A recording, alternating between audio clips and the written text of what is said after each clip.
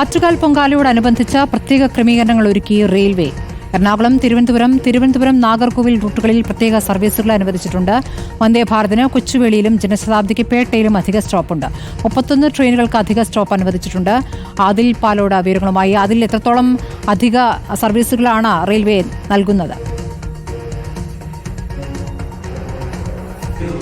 Railway പ്രത്യേക ക്രമീകരണങ്ങൾ ആറ്റുകാൽ പൊങ്കാലയോടനുബന്ധിച്ച് ഏർപ്പെടുത്തിയിരിക്കുകയാണ്. അതിൻ്റെ വിവരങ്ങളാണ് ഇപ്പോൾ റെയിൽവേ പുറത്തുവിട്ടിരിക്കുന്നത്. ഏറ്റവും പ്രധാനമായി നേരത്തെ കുംഭമേളയിൽ ദില്ലിയിൽ അപകടമുണ്ടായിരുന്നു.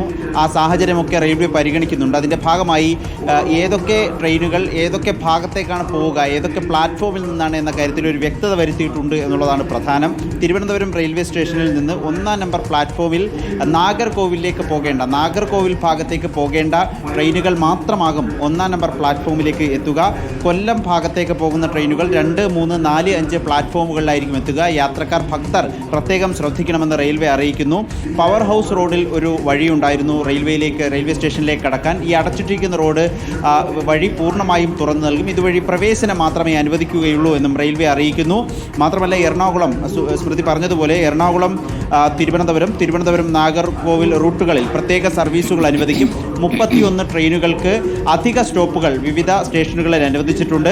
വന്ദേ ഭാരതിന് കൊച്ചുവേളി, തിരുവനന്തപുരം നോർത്തിലും ജനശതാബ്ദിക്ക് പേട്ടയിലും അധിക സ്റ്റോപ്പ് അനുവദിച്ചിട്ടുണ്ട്. തിരുവനന്തപുരം റെയിൽവേ സ്റ്റേഷനിൽ ടിക്കറ്റ് കൗണ്ടറുകൾ കൂടുതലായി തുറക്കുമെന്നും റെയിൽവേ അറിയിക്കുന്നു. ആറ്റുകാൽ പൊങ്കാലയോടനുബന്ധിച്ചാണ് ഇത്തരം പ്രത്യേക ക്രമീകരണങ്ങൾ റെയിൽവേ ഏർപ്പെടുത്തുന്നത്. സ്മൃതി.